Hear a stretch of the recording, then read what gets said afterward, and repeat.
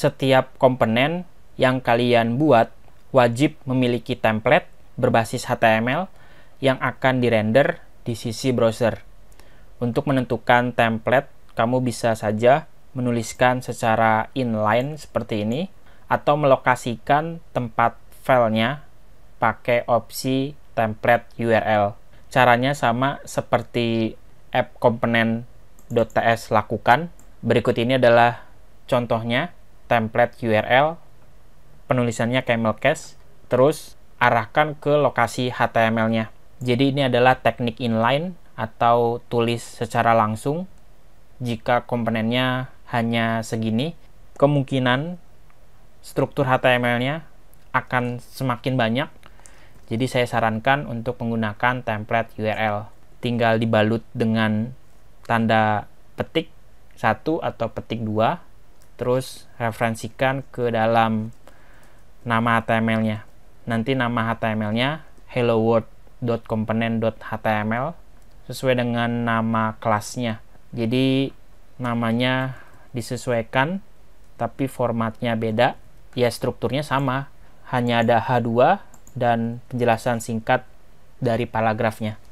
Berbeda ketika kalian sudah masuk ke dalam folder, maka bisa disesuaikan. Jadi dengan cara seperti ini, maka filenya sudah jauh lebih rapi karena kita memisahkan antara kelas, logika program dengan tampilan UI-nya. Karena nanti tugas setiap filenya akan dihandle di masing-masing tempat yang sudah disediakan. Begitupun untuk yang styling CSS. Jadi kalau kamu jalankan, harusnya hasilnya sama. Itu pun kalau tidak ada error. Sudah berhasil, jadi kalian harus restart dulu, baru dijalankan kembali. Memang seperti itu, Angular sangat sensitif. Jadi pastikan kalian restart, lalu jalankan kembali.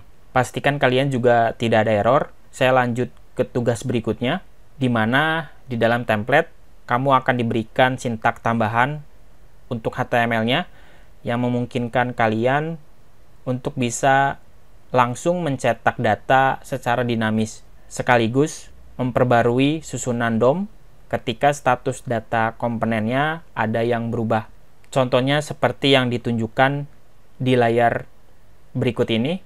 Pertama, terdapat sebuah data yang kalian definisikan, kalian buat di dalam kelas, maka nanti data ini dianggap sebagai properti. Jadi di dalam model kelasnya akan memiliki sebuah properti, namanya bebas seperti pembuatan variabel biasa.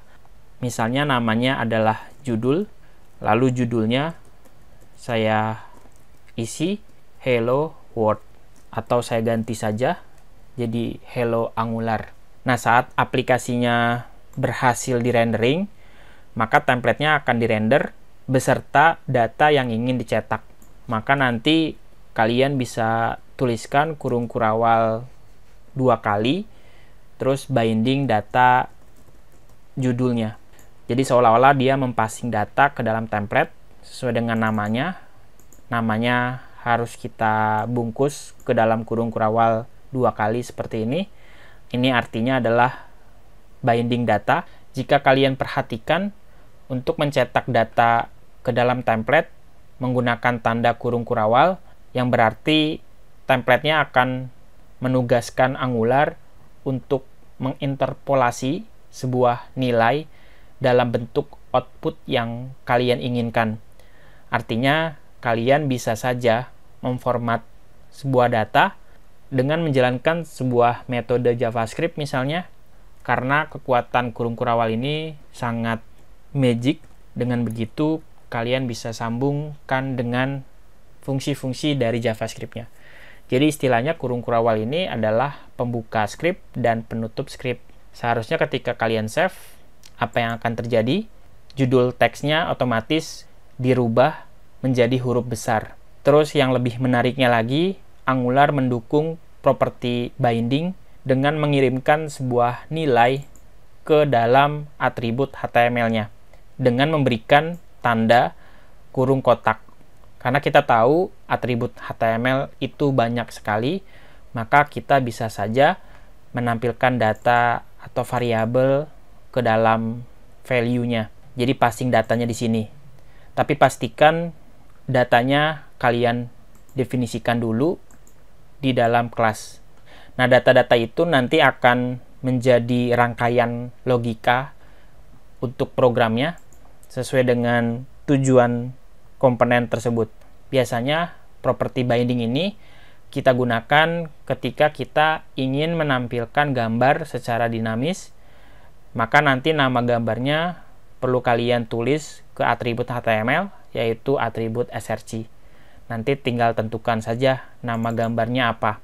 Selain atribut style atau ID, kamu pun bisa menggunakan atribut HTML lainnya seperti disable button, input tipe teks, atau atribut-atribut lainnya. Dan itu bisa kalian manipulasi sesuai dengan data yang kamu buat di sini.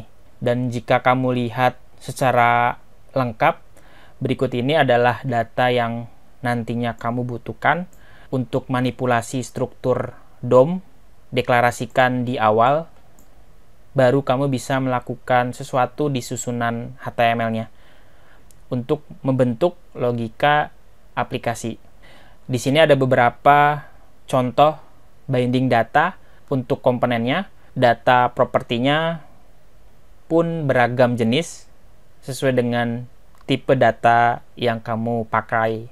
Ada tipe data boolean, string, number. Nanti juga kalian bisa buat tipe data array ataupun objek yang ditandai dengan kurung kotak atau kurung kurawal. Bisa kalian praktekkan langsung. Misalnya ada nama gambar.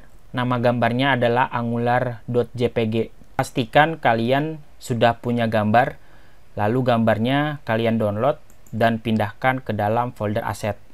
Jadi nanti aset-aset gambar statik akan ada di sini. Terus kita referensikan ke folder aset, ada namanya angular.jpg.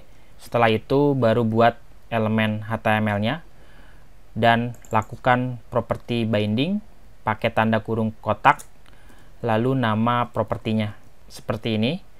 Namanya harus sama dengan yang kamu buat di sini. Jadi referensikan ke template supaya bisa ditampilkan. Besar gambarnya saya berikan lebar 200, kemudian saya jalankan kembali. Oke, sudah sangat bagus, gambarnya sudah berhasil dirender. Begitu teman-teman. Kenapa saya deklarasikan di sini? Supaya nanti gambarnya bisa kalian modif atau kalian mainkan. Makanya saya buat namanya dinamis. Untuk penulisannya bisa pakai tanda kutip 1, tidak ada masalah. Terus kalian juga bisa buat data berikutnya atau properti berikutnya, misalnya aktif yang nilainya true. Lakukan binding data juga.